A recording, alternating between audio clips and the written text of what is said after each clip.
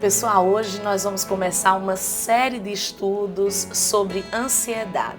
Essas aulas, assim como a maioria dos vídeos que eu posto aqui, foram aulas gravadas na Escola Bíblica Dominical da nossa igreja. Mas por se tratar de um tema sensível e até polêmico, eu resolvi vir aqui conversar sobre alguns pontos que eu acho que são muito importantes antes de você começar a assistir. Em primeiro lugar, eu sou uma estudiosa da mente humana, do comportamento humano já há bastante tempo. Mas a minha abordagem nesse estudo é uma abordagem bíblica. Nós vamos falar sobre ansiedade e olhar para a ansiedade sob a ótica bíblica, a ótica da palavra de Deus. Então aqui nós vamos falar sobre fé, mas eu também vou usar a minha experiência ao longo desses anos de ministério pastoral e também da minha própria vida pessoal. O nosso foco é trazer à luz o que a palavra de Deus nos ensina sobre ansiedade. E por conta disso, talvez algumas das minhas palavras e das afirmações que eu vou fazer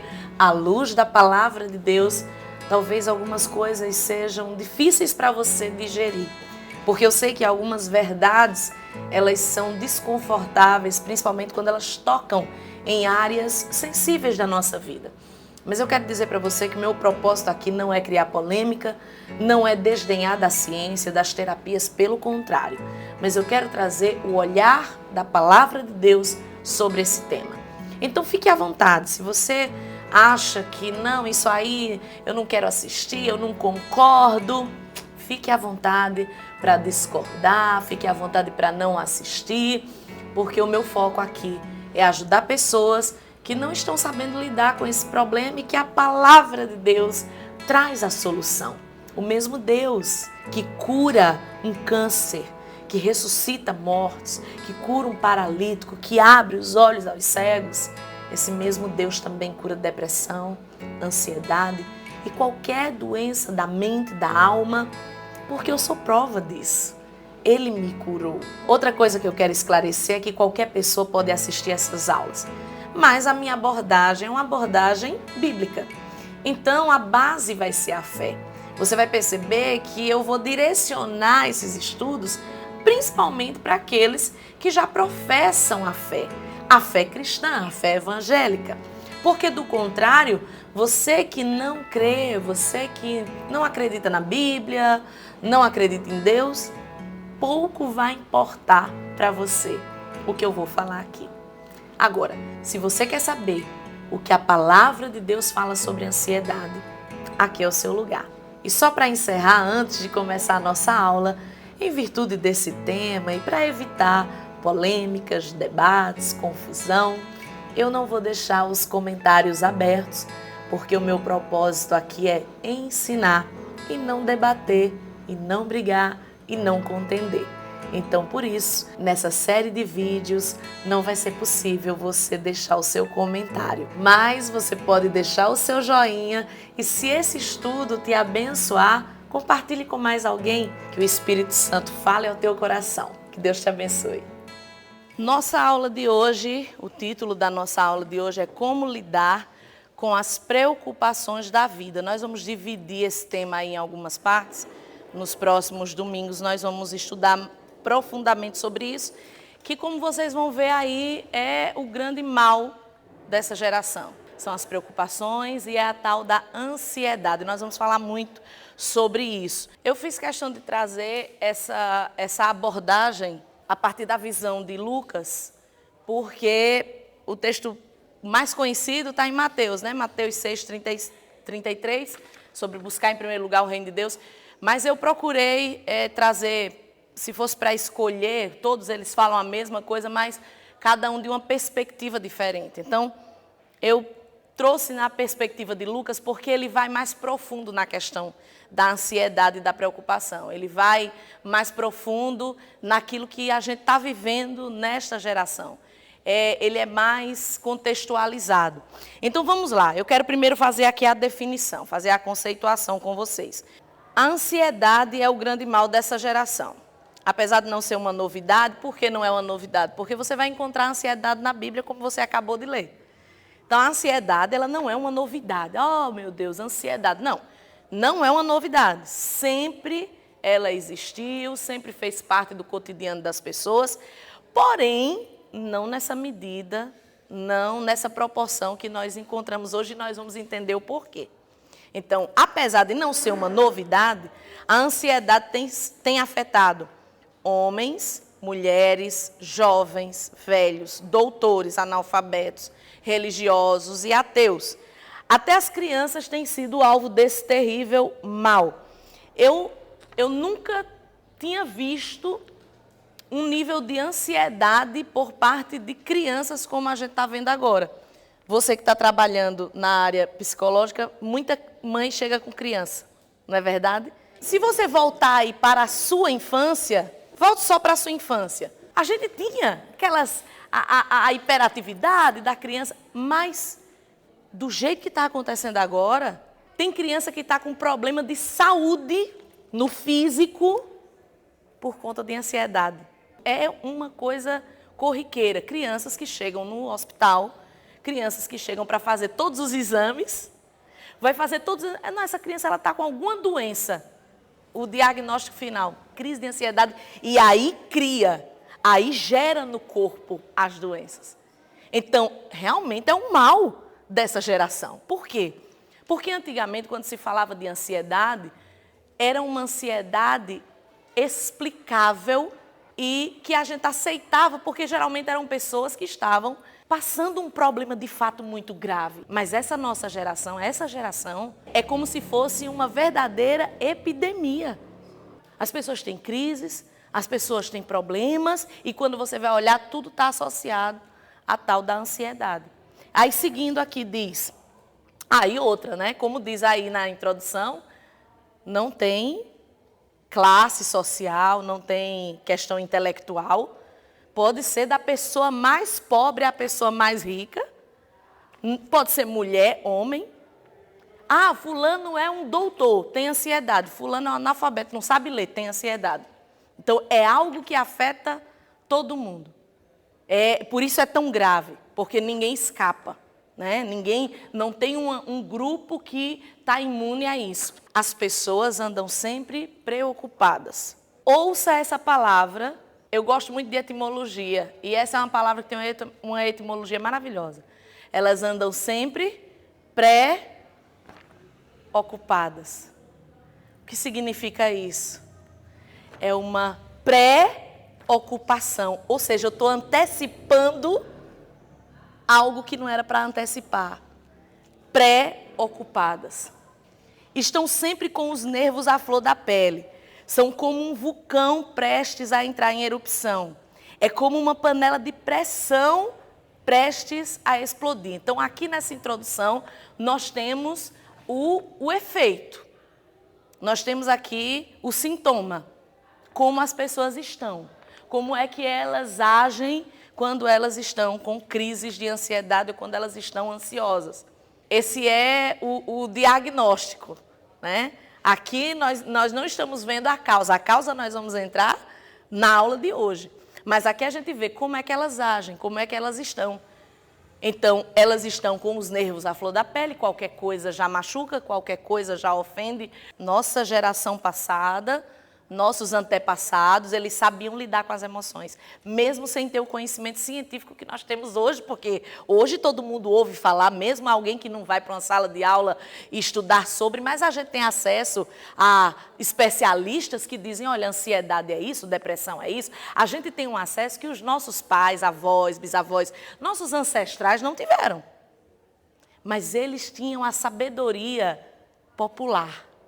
Eu estava comentando com o pastor, me encanta a sabedoria popular, que é uma coisa que está se perdendo. Eu tenho muita dó, se Jesus não voltar, das próximas gerações.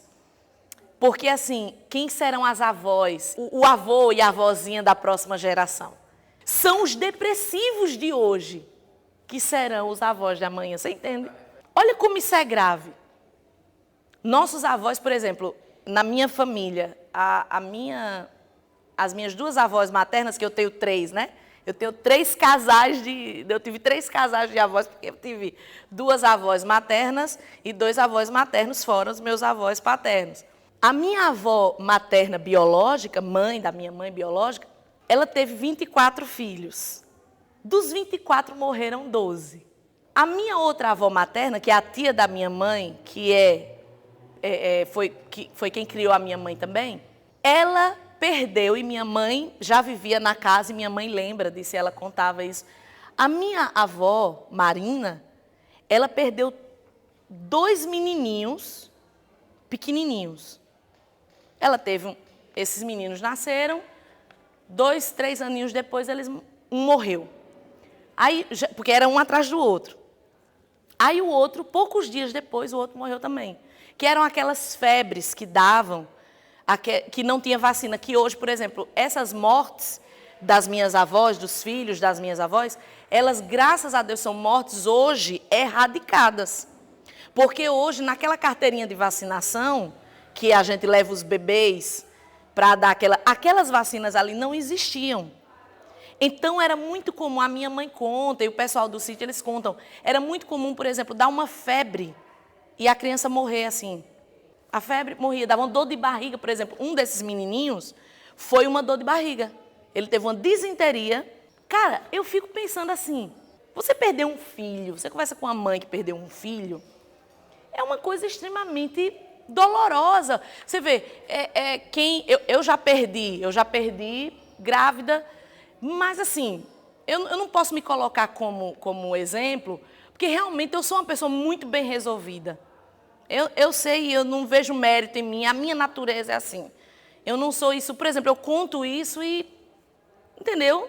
Beleza. Mas, por exemplo, eu converso com mães aqui na igreja, nós já tivemos casos de abortos espontâneos, que se a gente não entrasse ali para conversar, para a gente apoiar, orar junto, a pessoa ia entrar num buraco e não ia conseguir sair mais. E olhe que foi uma perda antes de conhecer.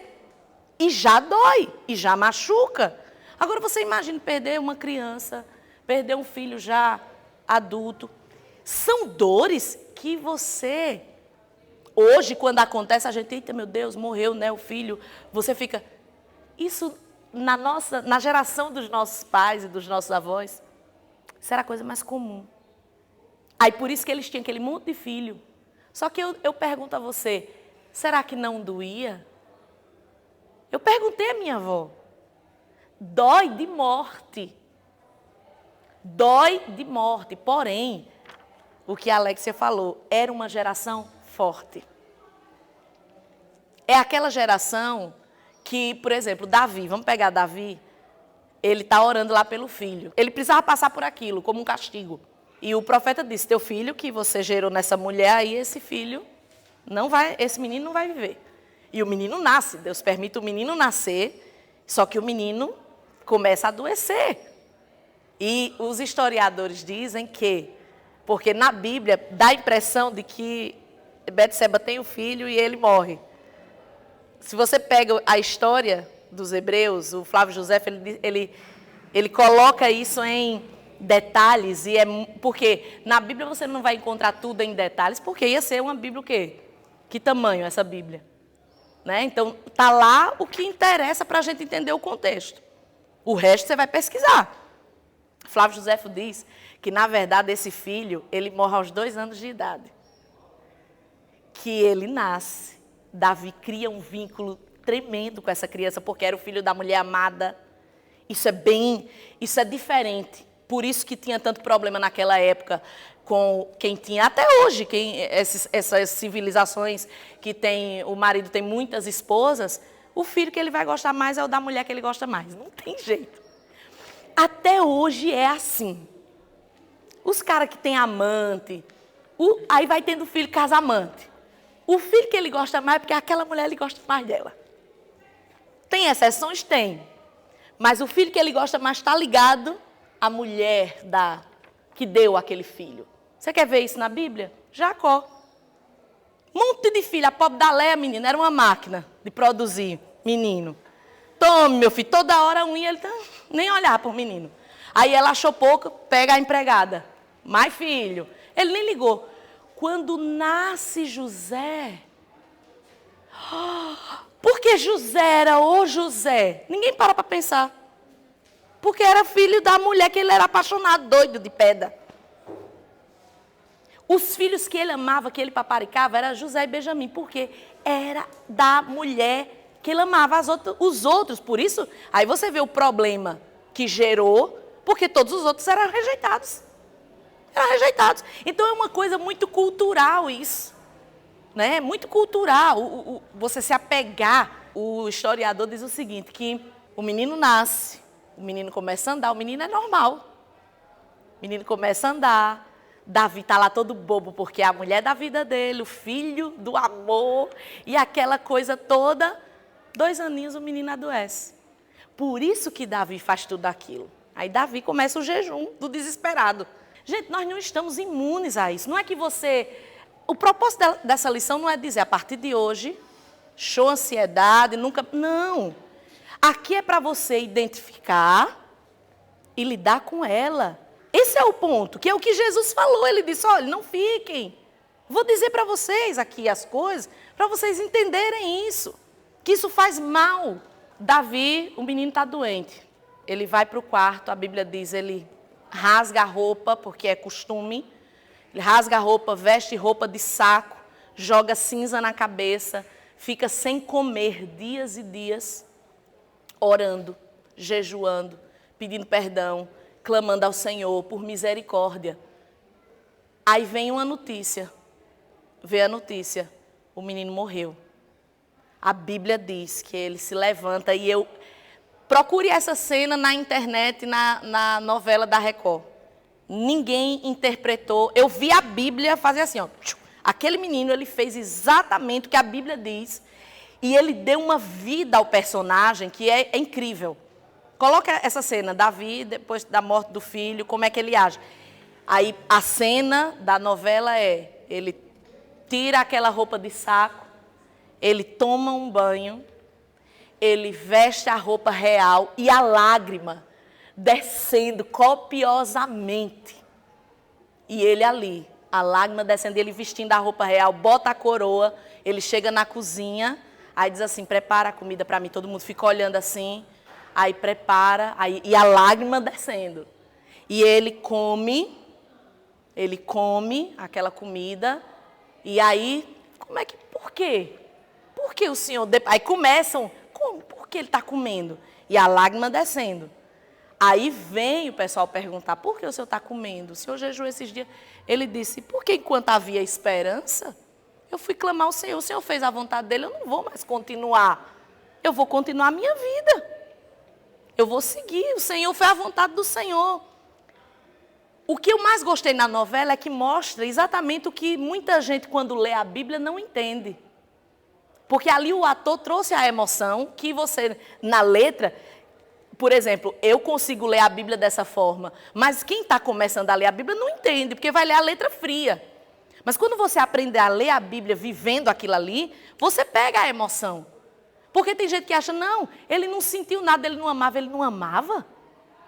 A questão aqui se chama domínio das emoções. Eu amava, eu estou sofrendo, mas eu sou um rei.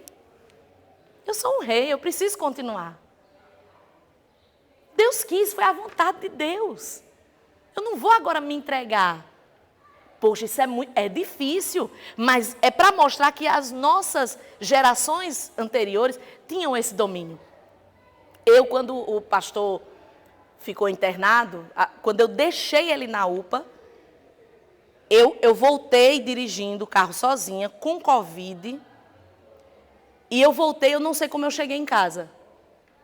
Porque eu disse, meu Deus, me ajude a chegar em casa. Porque, sabe quando eu estava fora de mim? Aí, por quê? Ele entrou e eu não falei mais com ele. E agora? E aquele monte de morte todo dia acontecendo. Pá, pá, pá, pá. Quando eu cheguei em casa, eu comecei a chorar, desabei. E me veio assim, se eu desabar, eu vou morrer. E ele vai receber a notícia que eu morri, e ele vai morrer também. Juro a vocês. Aí eu fiz o quê? Peguei, ele tinha um monte de vitamina. Eu nunca tinha tomado aquelas vitaminas. Peguei a vitamina, isso é para quê? Vou tomar. Isso é para quê? Tomar. Liguei para o aplicativo, pedi uma comida. eu fiquei, depois que o vírus saiu, e eu estava ainda com o vírus, eu estava ainda contagiosa, que foi quando o pastor estava internado, eu não estava indo para a igreja, estava em casa.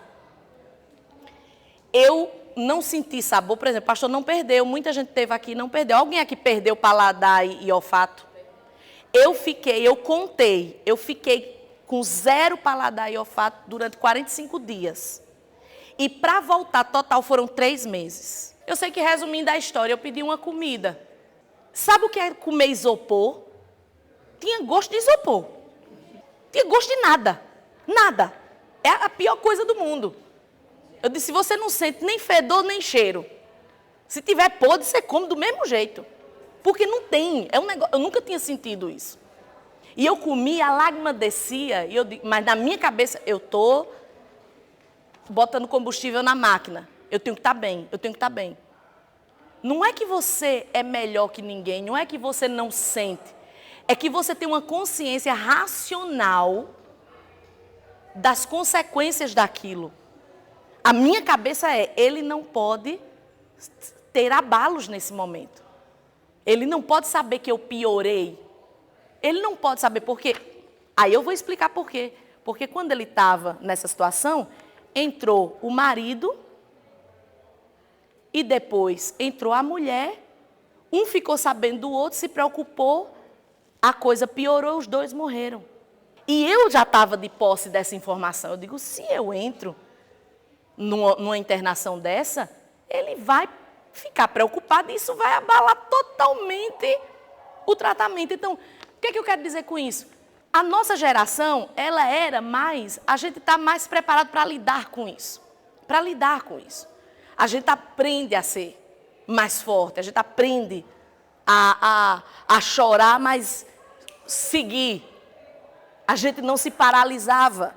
Eu tive um problema, eu tive um problema psicológico quando os meus pais estavam se separando, não porque eles estavam se separando, mas pelo inferno que estava dentro de casa, por parte do meu pai. E eu comecei, a cada 10 metros que eu andava, me dava vontade de urinar. E não tinha. Não tinha nada. E eu ia para a escola, só que é o seguinte, eu ia para a escola, todo dia eu voltava e eu fazia xixi. Na porta de casa, não segurava. Ansiedade. Hoje, naquela época, ninguém falava disso. Ansiedade. Eu ia no banheiro toda hora. Teve que a minha mãe, e naquela época os professores extremamente duros, não deixava. Aí foi que a minha mãe foi conversar. A minha letra diminuiu a ponto de virar um ponto. E a professora chamou minha mãe e disse, olha, eu quero saber o que está acontecendo. Eu tive muita sorte. Porque mesmo numa época de professores mais duros, as minhas professoras foram muito sensíveis. Chamou minha mãe, eu não contava nada do que estava acontecendo, minha mãe contou, não, realmente estou passando por um problema e tal. Aí a professora disse, precisa tratar ela. Porque ela era a melhor aluna e eu não estou conseguindo corrigir a prova. Não estou conseguindo, porque foi retraindo. Enfim, eu fui para a psicóloga. Cheguei lá, eu nunca esqueci disso. Conversei com ela, eu devia ter o quê? 9 anos? 8, 9 anos. Conversei com ela, aí ela falou, eu disse, olha, eu sinto assim, é assim que eu sinto e tal, não sei o quê. Aí ela disse, olha, eu tenho aquela. Ela conversou comigo e tudo. Aí eu digo, mas esse problema, que todo dia eu faço xixi na roupa. Aí ela disse, não, eu vou lhe dar um remédio que vai resolver. Aí ela me deu um remédio, uma cartela com comprimido verde. Um verde mais escuro que essa roupa minha. Um verde de lodo. Não era nada, porque psicólogo não pode passar remédio. Placebo que chama. Aí era um verde escuro. Aí ela disse, olha, você vai tomar.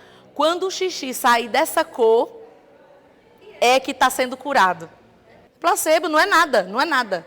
Deixa eu dizer para vocês, eu fui curada para sempre. Para sempre. Nunca mais aquilo me atormentou. Nunca mais. Agora, tem uma coisa que ficou. Não tem quem faça eu sair de casa sem ir no banheiro. Não tem. Não tem quem faça eu estar num lugar que não tenha banheiro. Não tem. Eu vou para um evento, tem banheiro lá. Primeira coisa que eu penso. O nome disso é trauma. Porque quando eu viajo, eu fico em hotel. O povo diz, fique na minha casa. Não. Obrigada. Deus abençoe sua vida. tenho necessidades especiais. Mas aquilo ali, então eu estou falando porque eu entendo. Eu não é porque eu tenho 45 anos, vou fazer 45 anos, que eu olho para um adolescente de 20 e eu digo, isso é mimimi. Eu entendo, eu sei que existem questões. Só que, o que é que eu vejo? Eu não tenho como mentir para vocês e dizer, não, gente, é normal. Não é. Realmente, essa geração é muito frágil. Por quê? Para eu chegar nesse nível, eu tinha 8 anos de idade e a minha casa estava um inferno. Ou seja, a razão era muito forte. Hoje em dia, eu converso com pessoas com ansiedade e elas dizem, eu não sei. Eu não sei. Tem alguém lhe maltratando? Não. Tem alguma coisa que lhe machucou? Não. Isso é aí onde está a questão. É isso que mostra a fragilidade desta geração. Porque antigamente, qual é o seu problema? Eu disse qual era o meu problema. Pena que eu não vou contar isso para vocês. Um dia eu conto. Depois eu não posso contar. Mas as coisas que eu passei, não era nem para eu estar viva. Então, assim, as coisas que a minha mãe passou, não era para ela. Às vezes as pessoas olham assim, mas é porque vocês não sabem. Vocês não sabem. Vocês não sabem. E eu vou além. Não estou falando só de mim da paixão, não. Tem pessoas aqui na igreja que o que já sofreram, você não tem ideia. E a pessoa está aqui. Você olha para a pessoa e você não diz que ela sofreu isso. E outros que não sofreram nem um dedinho do pé, não sabem lidar. Então, todo ponto está aí nessa questão de saber lidar. E é isso que a gente precisa entender. Aí, vamos lá, vamos para o primeiro ponto. A ansiedade é falta de fé. A ansiedade é falta de fé. Poxa, isso é muito coisa de quem não entende da ciência, isso é muita religiosidade. Não, vocês vão entender e eu provo. A ansiedade é falta de fé. Caramba! Murro na cara isso. Não, você não sabe, eu tenho fé. Não é. Calma, vamos ler aí ponto a ponto. Jesus deixa isso muito claro quando, ao tratar de ansiedade, lembre-se, o texto é muito claro. Ele está tratando de ansiedade. Ele começa o texto dizendo, não andeis ansiosos com o que comer, vestir, beber, com o dia de amanhã. Ele disse, basta cada dia o seu mal. Ele está falando de ansiedade. Ele está falando sobre ansiedade e ele se refere aos discípulos como homens de pouca fé. Homens de pequena fé. Ô, gente, não precisa ser gênio. Jesus está dizendo, vocês estão ansiosos porque a fé de vocês está pequena. O problema da ansiedade de vocês é porque vocês não estão confiando na minha palavra. E aí eu volto a dizer, essa lição é uma lição, eu quero abrir esse parêntese aqui. Essa aula de hoje, essa lição, ela é especificamente para quem já aceitou Jesus como Salvador.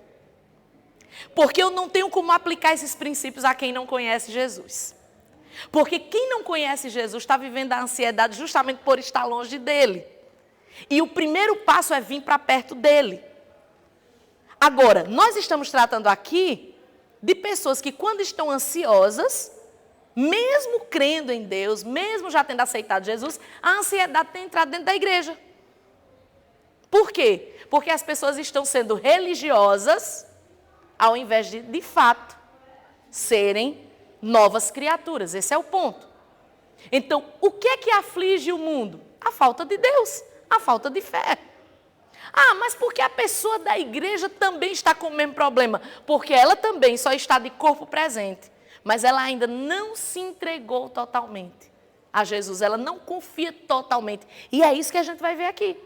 Porque sabe o que acontece? Às vezes, a pessoa está na igreja, mas ela não acredita no fundo que Deus vai guardá-la, que Deus vai trazer a provisão, que Deus vai cumprir a promessa. Existe dúvida.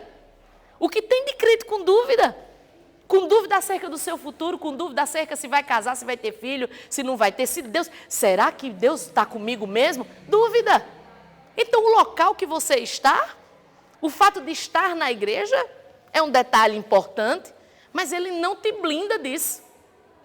Ele não blinda você dessas questões se você não se deixar tratar pelo Espírito Santo. Se você não viver a palavra, colocar a palavra interiorizada em você. Aí continue. infelizmente, essa é uma verdade difícil de digerir. Mas se não aceitarmos essa verdade, jamais conseguiremos vencer a ansiedade. Ansiedade é falta de fé, porque Jesus disse: não ande ansioso, não ande preocupado com o dia de amanhã, o que vai comer, o que vai beber, o que vai vestir. Aí ele diz: homens, por que vocês andam ansiosos? Homens de pequena fé. Não sou eu que estou dizendo. Jesus está dizendo com quem andava com ele. Ele está dizendo: vocês andam comigo, mas vocês não confiam em mim. Vocês já viram o que eu fiz, vocês sabem o que eu sou capaz de fazer, mas você duvida. Então a ansiedade, porque vamos analisar o que é a ansiedade. O medo do amanhã. O medo do que vai acontecer. Aí começa aquela pressão, aquela pressão, aquela pressão. Será que eu vou ser alguém na vida? Será que eu vou crescer? Será que eu vou prosperar? Será que eu vou casar? Será que...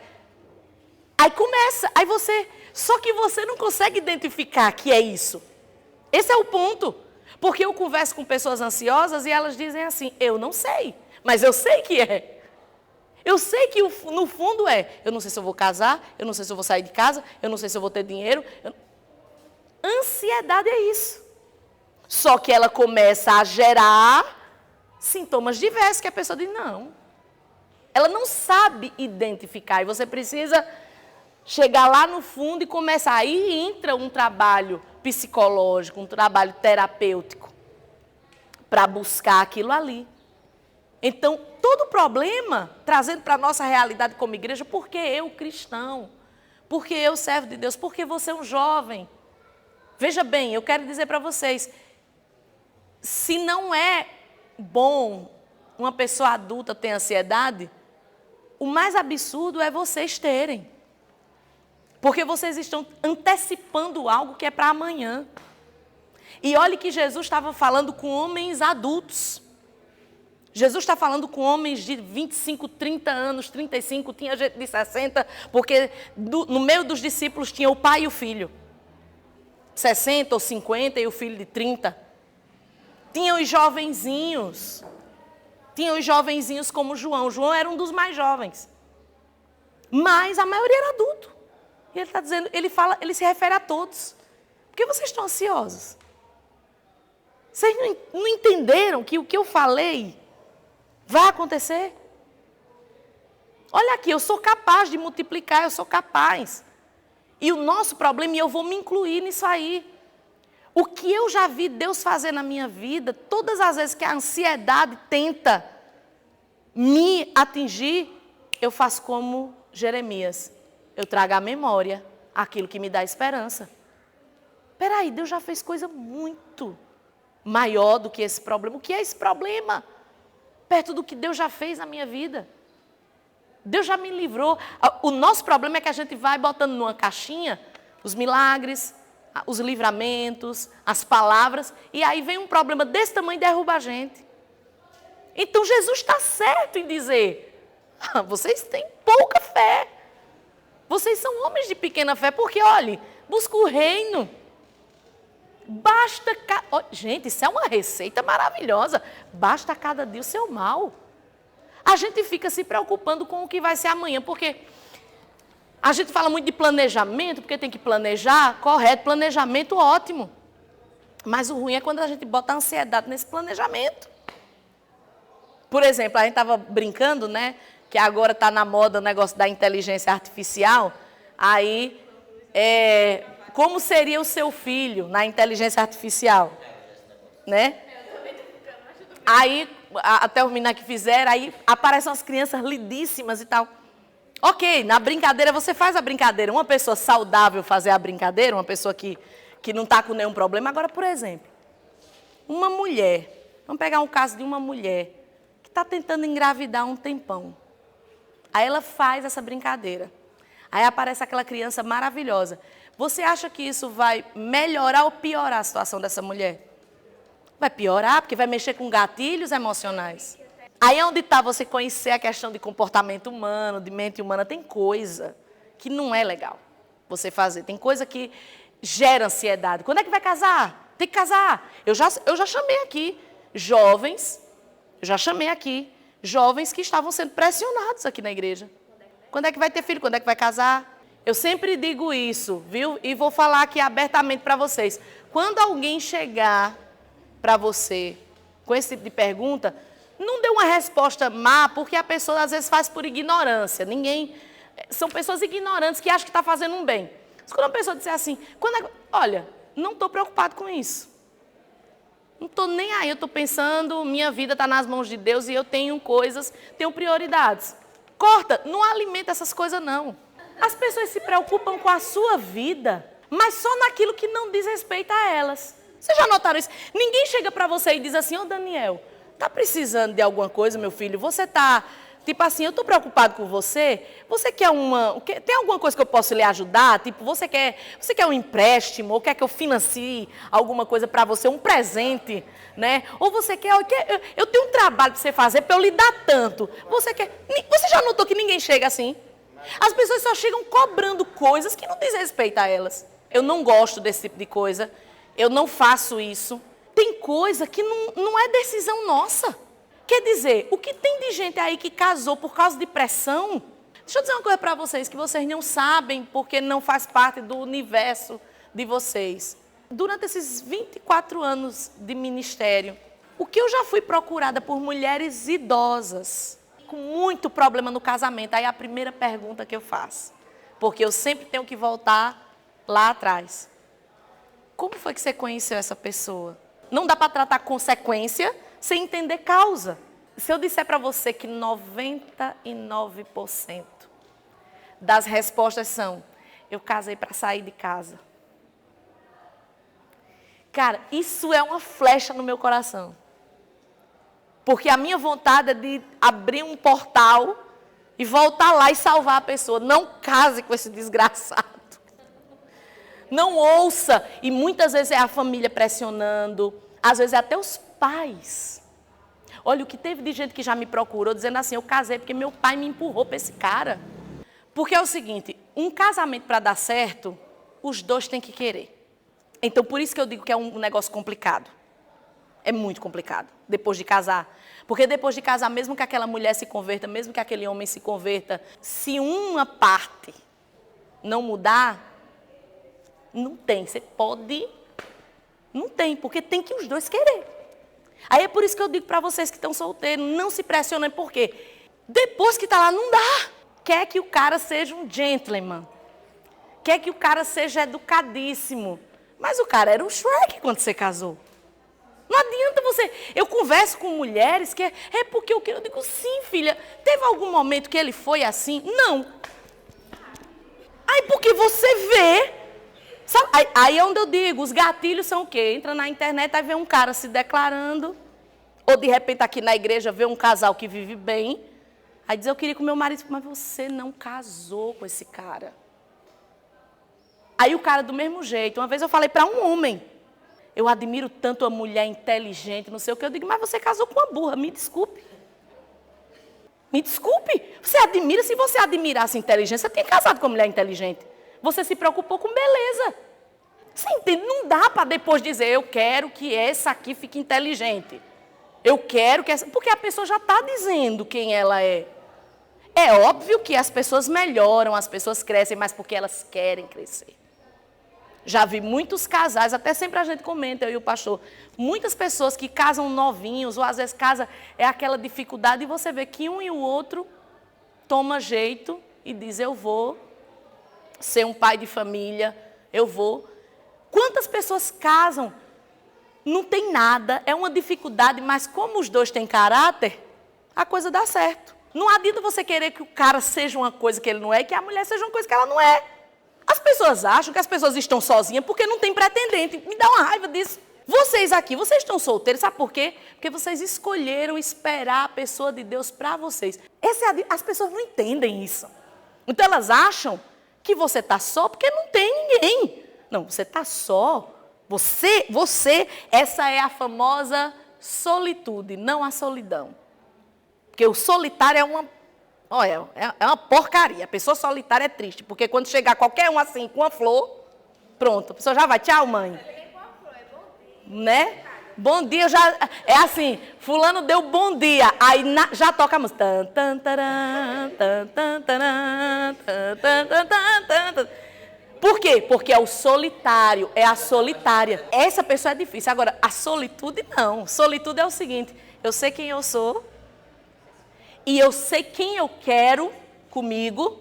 Eu não sei quem é a pessoa, mas eu sei que tipo de pessoa eu quero para mim. Então, eu vou esperar essa pessoa chegar. Não é perfeita essa pessoa, mas é alguém que vai me entender. Uma coisa que eu sempre falo, gente, não vou falar isso, por favor, vou falar em tese, eu não vou falar como regra, porque Deus, Ele faz o que Ele quiser. Deus, Ele faz o que Ele quiser, mas eu vou falar em tese, porque a gente precisa basear o aconselhamento naquilo que tem base. Eu não posso dizer de coisas futuras, eu tenho que falar de coisas que eu tenho base para ensinar. Eu não posso dizer, olha, faça isso. Quem fez? Nunca fez. Ah, Deus não pode? Pode. Deus pode fazer qualquer coisa. Agora, eu não posso basear o meu aconselhamento para você em teorias futuras. Eu tenho que basear em teses já concretizadas. Então, o que é que eu falo? Por exemplo, por experiência eu falo isso. Por experiência minhas, experiências de outras pessoas, experiências do gabinete pastoral. Uma coisa que eu sempre digo, o cara é divorciado. Sabe qual é a mulher que vai entendê-lo? Uma mulher divorciada. Por exemplo, você é um pai solteiro ou uma mãe solteira. Quem vai entender você? Alguém também que tenha filho, ou um cara divorciado que tenha filhos. Eu sempre digo, não queira alguém que não entenda a sua realidade. Porque vai ser muito difícil. Porque uma hora ou outra vai passar na sua cara uma série de coisas. Entendeu? Então, poxa, eu tenho um filho, então que a outra pessoa tenha um filho também vai ser mais fácil. Eu não estou dizendo que não pode acontecer. Poxa, um rapaz que tem filho, casar com uma moça que não tem e dá certo, ótimo. Não estou dizendo que não acontece. Estou dizendo que, se você puder entender essas questões, você vai evitar problemas para você. Um rapaz solteiro, virgem, da igreja, que nunca teve experiência nenhuma com mulher. Ele casar com uma mulher que já foi casada, divorciada ou que tem filhos, ela vai ter problemas e ele vai ter problemas também. Então, você precisa casar com alguém que seja compatível de história, para que um entenda o outro. Porque senão vai dar problema. Pastor, então nunca dá certo. Não estou dizendo isso. Eu estou dizendo que você tem que procurar alguém que entenda a sua história. Porque senão vai incompatibilizar. Vocês entendem?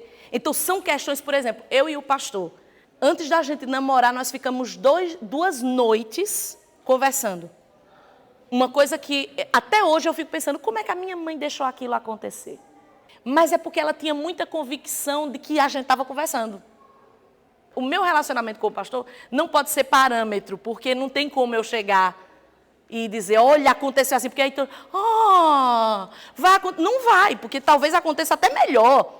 Mas eu não posso usar como parâmetro, porque eu sei que aquilo é muito específico. Eu cheguei da faculdade, era uma segunda-feira, nós conversamos da meia-noite, minha mãe foi dormir, eu fiquei na sala de casa, da meia-noite às 6 da manhã, conversando com ele.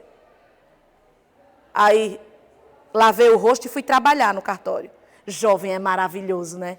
Se eu fizer isso hoje, eu morro. Aí, fui trabalhar, trabalhei o dia inteiro, fui para a faculdade, olha, e sem tomar nada, viu, de energético, nada. Trabalhei normal.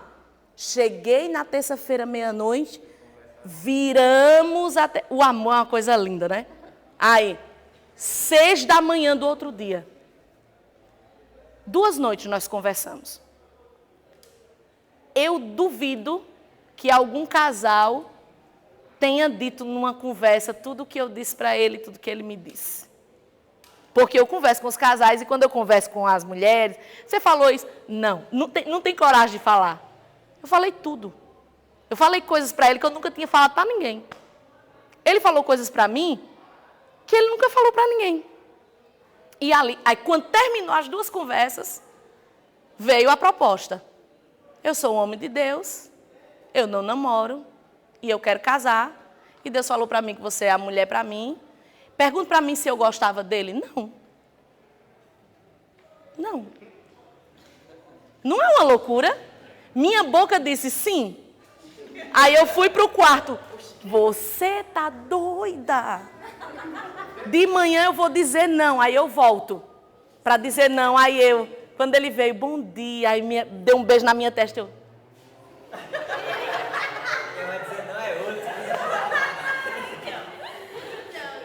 Tá entendendo? Aí eu vou chegar para vocês e vou dizer, isso é... Não, gente, isso é muito específico. Você entende? O que é que eu quero dizer com isso? Eu e o pastor, o que é que nós descobrimos na nossa conversa? Que a nossa vida era muito parecida. Que as nossas más experiências eram muito parecidas. Os nossos erros, os nossos traumas eram muito parecidos.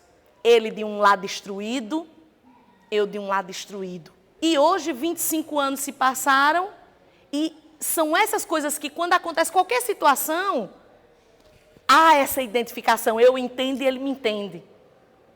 Porque ninguém... Você imagine uma pessoa inexperiente com uma pessoa experiente. Ô, gente, é terrível.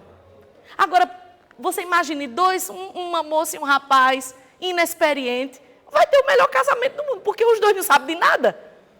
E vai construir. É a pastora Amélia e o pastor Fernando, 2 meninos ali novinhos, vai construindo. Agora você pega um com uma bagagem e outro que não tem, o Diego, meu Deus. Esse Diego. O Diego diz, ai pastora, o cara casa com uma mulher que tem umas malas, umas bagagens, a gente falando de bagagem emocional. A mulher cheia de bagagem, aquelas malas, o caba com uma pochetezinha. Assim, menino, eu quase me acabei de rir. Porque a analogia dele é perfeita. Eles, a mulher está trazendo as malas de rodinha. Bagagem emocional, uma história de vida, experiência, a mulher sábia, uma mulher inteligente que já viveu a vida. O cara chega com aqueles pochetes de chaveiro. Que só acaba a chave de casa. Eu achei a analogia dele perfeita, porque se você inverter, dá no mesmo. Então, por exemplo, você já é uma moça que já passou dos 25, dos 30, tu vai querer um menino para tu ensinar? Não, você tem que dizer, Deus, eu preciso de alguém para cuidar de mim.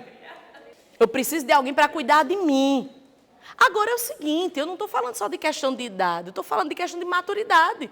De repente aparece para você, por exemplo, eu tenho inclusive um amigo, que ele é um cara jovem, mas eu converso com ele, eu digo, meu Deus, ele tem 80 anos. Que nem diz o Sheldon, aqui eu tenho 90. Eu tenho amigos que a mulher é muito mais velha. Só que ela é a criança da história. Ele é o maduro. Aí você olha e você não vê a diferença. Porque ele é o maduro. Outra coisa que eu digo, não, é em tese e é comprovado. Nas culturas antigas, por que é que o homem tem que ser mais velho? O mais velho significa o mais experiente, porque a obrigação não é da mulher de cuidar do homem.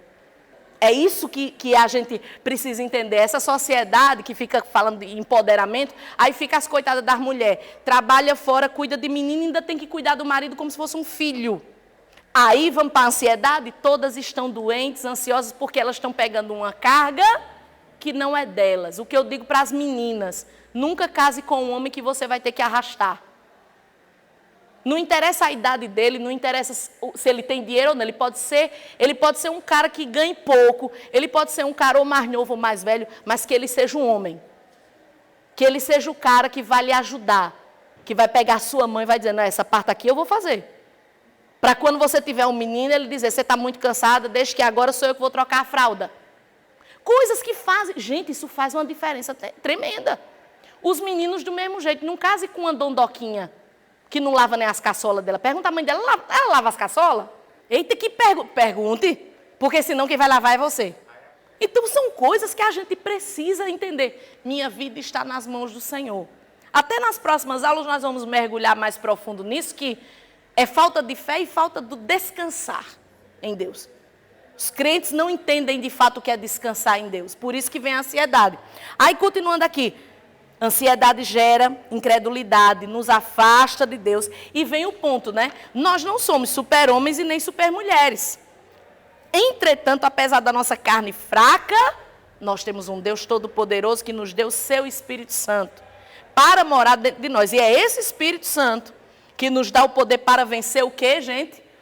Algumas coisas, alguns problemas. Não, esse Espírito nos dá poder para vencer todas as coisas, inclusive a ansiedade. Tem como evitar a ansiedade? Não. Mas tem como vencer a ansiedade? Tem. Esse é o ponto. Não tem como. De repente é uma dívida, é um problema, alguma coisa acontece e vem. Não, eu não consegui evitar, mas eu consigo controlar e vencê-la. Consegue? Pela palavra. Como disse Jesus, basta cada dia o seu mal.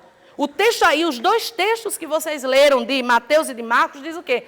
O espírito está pronto, mas a carne é fraca. Então o que é que eu faço? Eu uso o espírito para me fortalecer e para mortificar essa carne. Para que essa carne não tenha domínio, eu vou invocar, eu vou buscar esse poder do espírito que já está em mim. A outra coisa, o outro texto diz o quê? Que nós podemos tudo. Todas as coisas você pode. Em quem? No seu poder, na sua força? Não, ele diz, eu posso todas as coisas. Naquele que me fortalece. Paulo diz, eu posso tudo naquele que me fortalece. E aí Jesus diz o que? Aqui no texto de Marcos, tudo é possível ao que crê. Então não tem como a gente fugir da questão da fé. É falta de fé, sim. Por quê? Porque a gente começa a duvidar. A dúvida já é falta de fé. Mas eu amo Jesus, eu sou um servo de Deus, eu creio em Jesus, sim, mas houve dúvida, gerou dúvida, será? O será já traz a ansiedade. Agora, quando a gente diz, não, a minha vida está nas mãos do Senhor. Eu também fiquei quando o pastor estava doente. Eu digo, meu Deus, se ele morrer, o que é que vai ser da minha vida? Como vai ser? Eu não consigo, não sei o quê. Chegou a mensagem no meu celular. Ele pegou o celular e mandou uma mensagem. Eu estava orando, estava no quarto, ajoelhada, chorando, só chorava. Ele mandou uma mensagem. Tudo que Deus falou a nosso respeito, Ele vai cumprir. Isso é fé. Enquanto eu estava com dúvidas, ele tinha fé. E a fé tirou ele daquela situação. Porque todo tratamento só funcionou, e os próprios médicos disseram isso, os enfermeiros disseram isso, por causa da atitude dele. Porque ele dizia, eu vou sair daqui. Deus vai me tirar daqui, eu vou conseguir. E ele dizia isso para os outros, vocês vão conseguir. Deus tem um propósito nisso. E graças a Deus, no período que ele esteve no hospital, não na UPA, mas no hospital, todos ali receberam alta também. Né? E todos ali foram muito gratos pelas palavras de ânimo. Então, não tem como fugir disso. Não tem como a gente chegar e só falar sobre ciência, medicina. Jesus está sendo muito prático. Gente, está acontecendo isso. Porque vocês não estão confiando na minha palavra. Eu volto a dizer, não tem como falar isso para alguém que não aceitou Jesus ainda. Essa pessoa que não aceitou Jesus, ela vai precisar começar por outros caminhos. Por isso que elas procuram os terapeutas, não estou dizendo que está errado. Estou dizendo que ela vai procurar caminhos que vão demorar. Vão demorar e muitas vezes não resolve, é só o paliativo. Porque Jesus é o princípio dessa cura. Lá no mundo, o que é que o mundo, que a ciência diz? Depressão não tem cura. Eu fui curada de depressão. Ah, mas assim, ok, a ciência fala para quem não tem Jesus. Eu sou uma das milhões de pessoas curadas de depressão. Curadas, não é que vivem à base de algo. Não, elas foram curadas e elas testemunham. Por quê? Porque a diferença é isso, é a fé. A fé faz essa diferença. Aí agora a própria ciência começa a dizer, não, quem ora mais, quem lê mais a Bíblia, é provado que a pessoa... O que a Bíblia já diz. Então, eu não posso... Ah, mas não tem cura. Tem. Um monte de coisa que não tem cura pela medicina, Jesus cura. Então, aí onde está. A medicina é importante, a ciência é importante, Agora, a fé não tem como. A gente tem que escolher viver por um ou pelo outro. Eu escolhi viver pela fé. Quando a gente aceita Jesus, a gente faz uma escolha de viver pela fé. O último pontinho é, ansiedade é excesso de futuro. É tudo que nós já falamos até aqui. Ansiedade é excesso de futuro. Lembra da palavrinha lá, da etimologia? Pré-ocupação. Estou antecipando algo que seria amanhã, depois de amanhã, e eu volto a dizer, eu não estou falando contra planejamento, a gente tem que se planejar. Eu fiz um financiamento, uma dívida, eu tenho que saber, tal dia eu vou pagar. O problema aqui é a ansiedade, é antecipar esse sofrimento. Um sofrimento que eu deveria viver naquele momento, eu já estou vivendo agora. Você sabia que tem gente que adoece, que... Eu vou citar um exemplo agora, muito recente. Você sabe quantas pessoas estão deprimidas desde que mudou o governo? Você não tem noção de quantas pessoas estão assim, mas deprimidos não é só sentimentalmente, não, depressão no sentido da doença. É o excesso de futuro. Eu não sei o que será amanhã. O prognóstico, o que a gente vê desse governo é o pior possível. Todo dia é uma notícia pior do que outra. Mas aí eu entro com a fé de novo. Eu tenho que crer no que a Bíblia diz a meu respeito. Eu tenho que crer que Deus pode ou não mudar tudo. Aí eu abro a minha Bíblia, está lá a história. O povo estava comendo, já estava matando os próprios filhos para comer. Se liga nesse nível de crise. A Bíblia diz que o rei de Israel vai passando e ele começa a ficar sabendo que as mulheres estão matando seus filhos para comer. Ele rasga as roupas, que é quando ele faz a ameaça para o profeta Eliseu. Eu vou matar Eliseu, coitado de Eliseu, o que ele tem a ver com a história? Vou matar. Isso que eu acho maravilhoso, Eliseu estava lá, vivendo isso. Quando ele chega lá, vem a palavra de Deus. Amanhã vai ter tanta comida, vai ter tanta... Como? Aí acontece tudo aquilo que vocês sabem. Eles ouvem um barulho e o mais legal, ninguém lutou. Os caras correram, deixaram toda a comida, toda a provisão, todo o ouro, toda a prata. Esse nível de milagre, nós precisamos entender que esse Deus é o mesmo que a gente serve. Nosso problema é que a gente diz, isso era antigamente. Nós temos essa mania de dizer, Deus não faz, Deus continua fazendo milagres. Então, está tudo ruim, eu não sei o que vai acontecer. Não interessa, o que Deus tem para a sua vida não vai ser afetado pelas circunstâncias. Deus ele não pode ser limitado pelo homem. E crise financeira, crise mundial e um monte de gente prosperando na crise. Muitos servos de Deus prosperando. Tem gente aqui na igreja sendo promovido, tendo aumento de salário na crise. Então nós precisamos entender que Deus ele não precisa das circunstâncias e mesmo quando a circunstância vem, porque muitas vezes aperta o cinto para todo mundo, até o profeta. Mas aí quando vem a palavra do profeta, amanhã chega o tempo. Então a gente precisa aprender como é que a gente vence a ansiedade, não antecipando o futuro. Quando vier esse pensamento, a gente coloca a nossa vida na mão do Senhor, a gente entende que tudo está sob o controle dele. E aí eu quero voltar com vocês para a gente finalizar. Ansiedade é excesso de futuro. Pessoas ansiosas estão sempre preocupadas com o que vai acontecer amanhã. Amanhã. Toda pessoa que você vê com crise de ansiedade, é por quê? Porque tem uma prova amanhã, porque tem um concurso amanhã, porque eu tenho uma conta para pagar amanhã, porque excesso de amanhã. Porque uma coisa é você, eita, amanhã eu tenho um boleto para pagar, mas o excesso, eita, o que vai ser da minha vida? Nem sabe o que Deus vai fazer daqui para amanhã. Nem sabe a provisão que Deus vai trazer. Nem sabe que Deus, porque a questão não é que você não vai fazer sua parte, como nós vamos ler, mas essa coisa do excesso de peso que você está trazendo, que não é para trazer. Mas foi exatamente isso que Jesus combateu. Em Lucas 12, ele nos ensina a viver um dia de cada vez. Quando ele diz, basta cada dia o seu mal, ele está dizendo, gente, é um dia de cada vez. Um dia de cada vez. E confiar na sua provisão. Isso não quer dizer que não temos que trabalhar ou fazer nossa parte, ou a parte que nos cabe. Pelo contrário. Porque tem muita gente que diz assim, não, é viver um dia de cada vez e não me preocupar, eu vou ficar de braço cruzado em casa e Deus vai fazer tudo. Não é isso. Você vai trabalhar, você vai se esforçar, você vai fazer sua parte, você vai, poxa, eu tenho que honrar meus compromissos, eu comprei, eu tenho que pagar, você vai fazer sua parte. Mas se você é obediente ao Senhor, se você é fiel ao Senhor, Ele vai prover. Mesmo quando as circunstâncias não forem favoráveis. Poxa, mas eu sou servo de Deus. Eu vivi uma situação de tantos milagres que Deus já fez na minha vida. Quando eu perdi o meu último emprego formal, vivendo uma luta lá no trabalho, eu pedi a Deus para me tirar daquela situação. E foi muita luta para poder sair. Só que quando eu saí, eu lembro que eu vinha andando a pé e eu vinha andando pela rua e pensando, o que é que vai ser da minha vida? Como é que eu vou? Recém-casada, a gente começando a igreja. Quem mantinha a igreja Era o meu salário, era os dízimos e as ofertas da minha mãe, da pastora Amélia, que era novinha, mas trabalhava. Como é que vai ser a nossa vida? Quando eu cheguei em casa, que eu falei que tinha acontecido, digo, olha, saí e eu não sei o que é que vai ser, e eu chorei muito.